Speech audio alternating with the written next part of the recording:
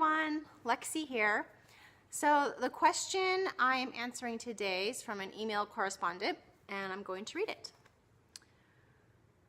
When I try to visualize and concentrate on what I want, it works, but then I can't hold the experience and the panic comes back. So many thoughts of what if run through my head. So this question is going to go deeper off of the video I made last week for my real life series, all about change and the what ifs and how to kind of go from panic and overwhelm back into a place of relief. We all want relief, right? So this is a great question. This is so common, because most of us were brought up with this view of the world, which I call the chaotic universe view, where things can go wrong. We're really taught that things can go wrong. You can fail. You can end up broke, living under a bridge, and you could die. You could end up having no friends and being isolated from the world, disconnected from everyone you know. All these things that can happen if we don't follow the rules, if we don't have things work out perfectly smoothly. You know, we're taught that we have to protect ourselves. You know, you don't want to feel anxiety. You don't want to feel fear, because if you do, that's bad. Something bad could happen if you stay in that state, and it doesn't feel good to stay in that state of worry. My favorite quote, one that really helped me a long time ago when I started having a lot of what if thoughts, a lot of worrying, is worry is just using your imagination to create what you don't want. And that really stuck with me, because that really told me how powerful we are at creating our reality, and how it really is our own choice to worry. Now, this isn't to be hard on yourself, because when you've been in the habit of worrying and thinking in a way that doesn't feel good to you, when you're in that habit, it happens so automatically, right? I mean, I've been aware of this for so many years, and obviously, if you watched my last video, I still go into some what ifs also. My mind still does go there, not as quickly, not as easily, and I'm able to change it right away, but it still goes there. So this isn't about trying to get rid of your thoughts. This isn't about trying to, I'll be extreme here, but trying to kill our thoughts or our uncomfortable emotions.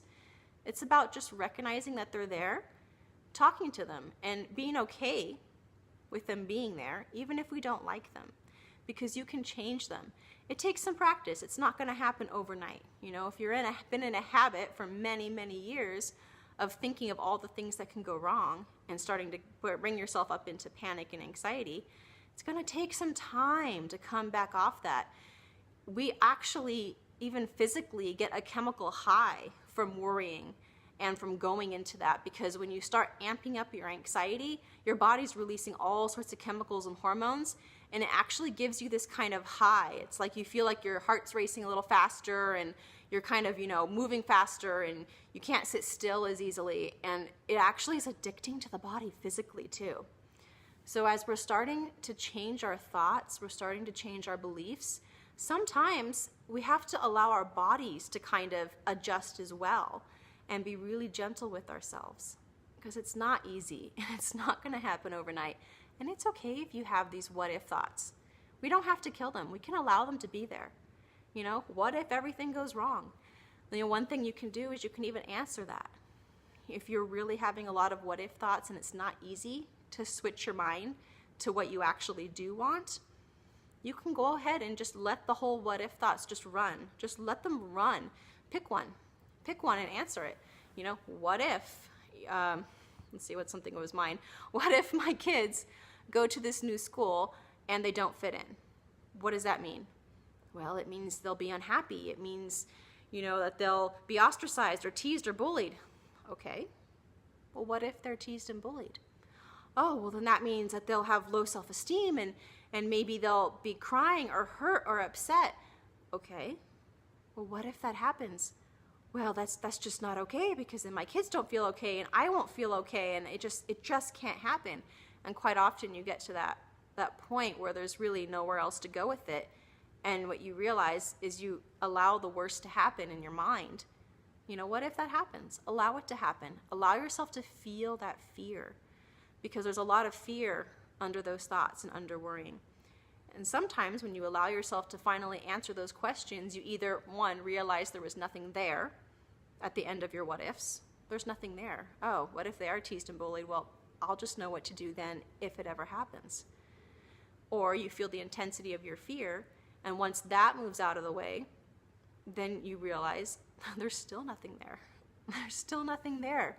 Everything is okay, because you always have to come back to this present moment. If you're constantly worrying about what ifs, you're in the future. We're not meant to live in the future.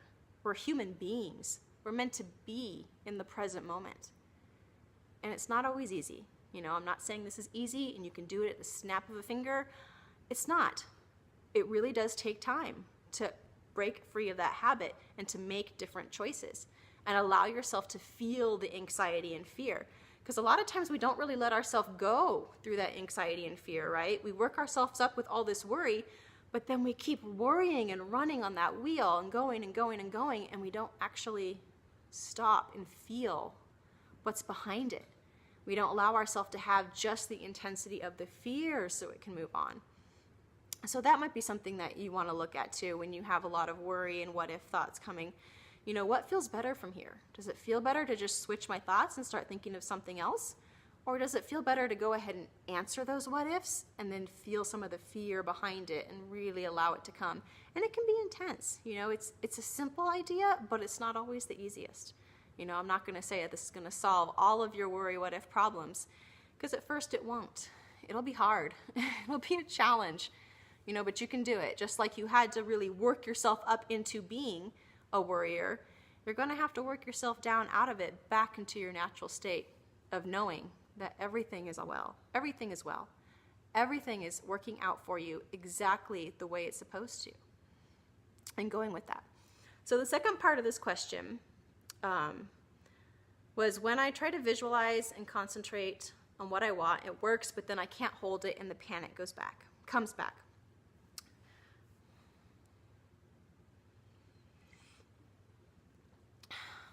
So first of all, when I talk about getting in alignment with what you want first, right? Because it's so easy to go into all the worry and the what ifs. That's so easy. Our culture does that all the time. We're trained to do that from the time we're kids. Our parents probably worried about things. Our teachers worried about things.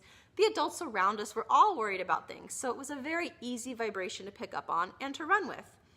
But once we realize we actually don't want to do that anymore, it doesn't feel good to us. We want to come back into our own truth, which is the state of allowing, which is just knowing that we're always in abundance, that we're always taken care of, that everything is always working out, even if we don't see it at first.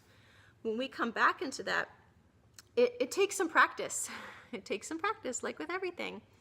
So the idea is not to visualize to get rid of what you don't want.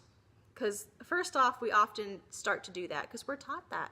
We're taught we have to fix our problems. We're taught we have to squash and kill things that aren't comfortable, that aren't good, that contrast is bad, right? We're taught that contrast is bad. So of course we're always afraid of something going wrong. Why wouldn't we? But if we actually look at contrast as always helping us in every way, and everyone always helping us, then we take this pressure off having to protect ourselves and having to do all these things to try to keep bad things from happening. So when I talk about aligning with what you want, I'm not talking about it in the way as you need to line up with what you want by visualizing so something bad doesn't happen. It's not to get rid of a bad situation.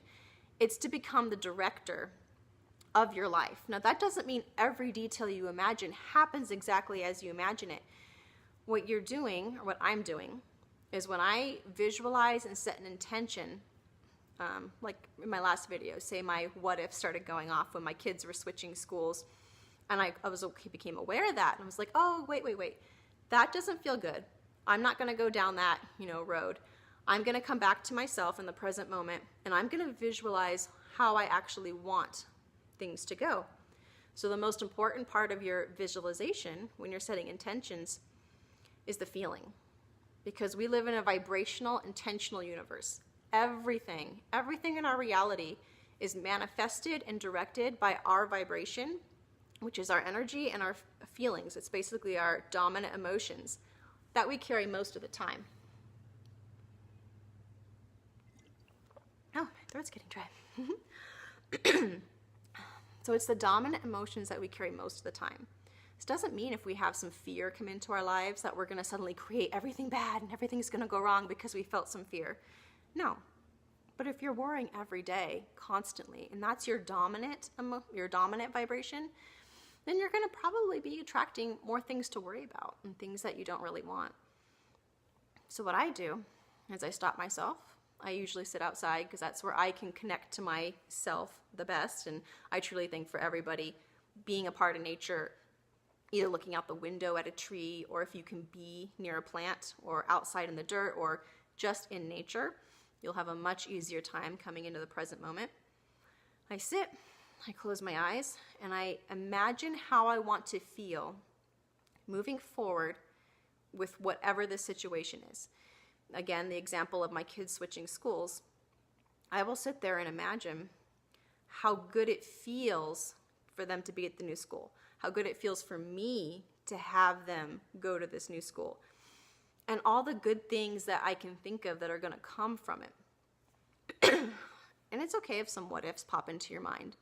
You can just talk to those and say, you know what, that's okay, you're right. I used to worry about that stuff.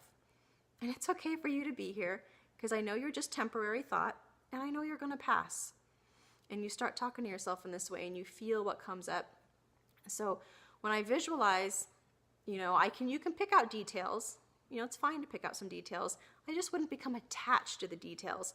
If you're attached to something working out a certain way, then you're not being expansive and open and allowing everything to work out for you. You're actually limiting yourself and putting expectations on what the outcome is, when you can actually open that up and have things work out even better than you imagined. So the most important part is visualizing your vibration, your energy, how you want to feel. I want to feel relief. I want to feel at peace. I want to feel relaxed. I want to feel a sense of connectedness. I want to feel that I know everything is going to work out. And you start talking to yourself, and you bring in these feelings of, and even if you don't exactly know, say you've been someone who's had anxiety for a long time and you don't remember what it feels like to be relaxed, you just imagine it. You can ask your helpers, I call some people call them spiritual guides, angels. You can ask your helpers, help bring me this feeling of relaxation. Help bring me this knowing of what it's like to be just at ease within myself.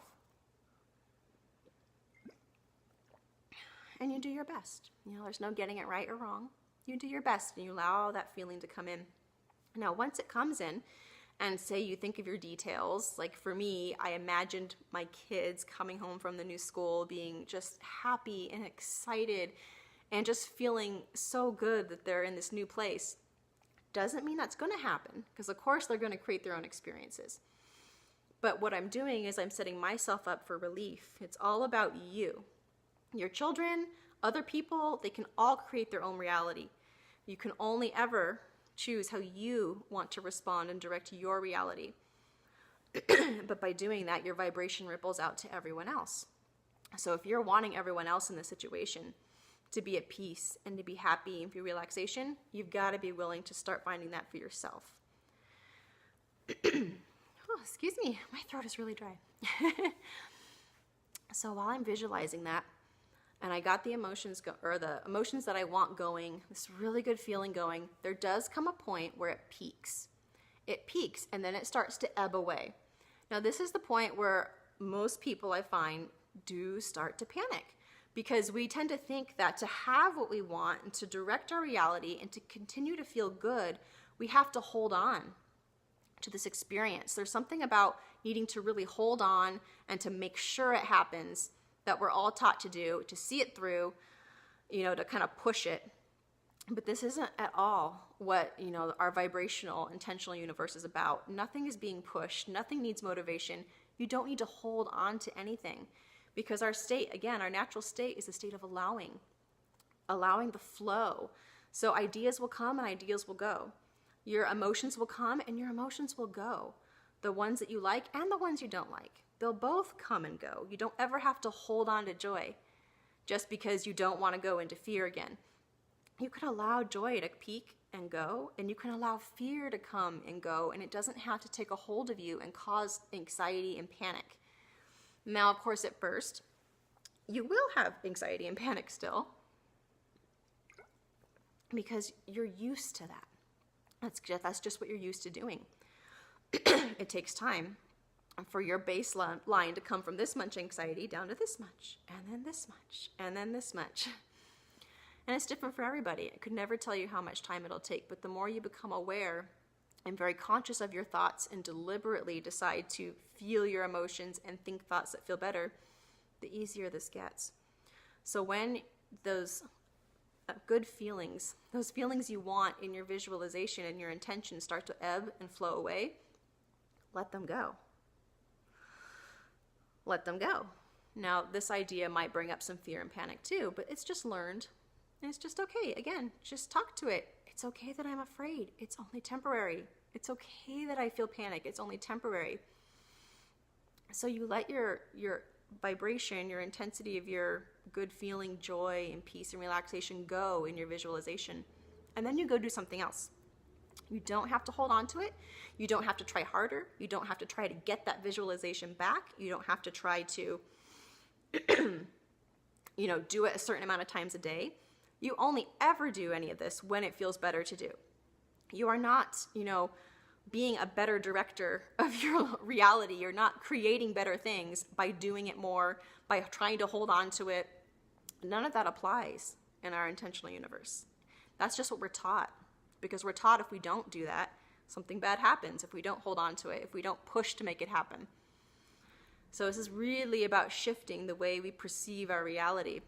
And I know this is deep, guys. I know this can be a little bit of a pushing your mind to its limit for some of us, but it does get easier. And as long as this feels good to you and resonates with you, then this is definitely, the path for you to go to find more of your own alignment and more of your own truth and start feeling a little bit better about where you're at.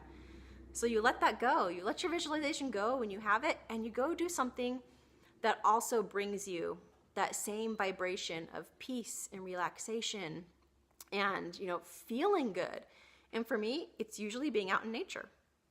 I go out in nature and I'll go for like a little walk, or I'll do my artwork or something like that to kind of stay on that vibration. And then when the what ifs come in, I let them come in. I let them be there and be like, oh yeah, that's right. I remember that panic. It's okay. And what if it does go wrong? Well, that's okay. I'll know what to do. I'll know what to do if something doesn't go the way I want. And you keep telling yourself that you do know what you're doing. You do know what to do. And things can turn out even better than you thought. So it's really just about being gentle with yourself. You don't need to visualize harder. You don't need to visualize more or concentrate more. If your visualization worked and it feels good and you're in that space and then it starts to go, let it go. You just let it go. And know that it's being put out to the universe and it's working for you. So that's my suggestion for the day. If you have any other questions or comments, you can put them under this video or post another comment. And I also offer private sessions too, if you ever want to talk about this more in detail or an example from your life that you would like some guidance on. Right now, all my private sessions and sessions I offer, I'm doing them free of charge. I'm just asking if people are able to or want to donate. I have my PayPal link up on my website, and I'll put up my Facebook group here soon. And so I'm just doing everything off donation now, so I can give more freely to those of you that like some guidance and suggestions. So I hope everyone's having a great day. Bye, guys.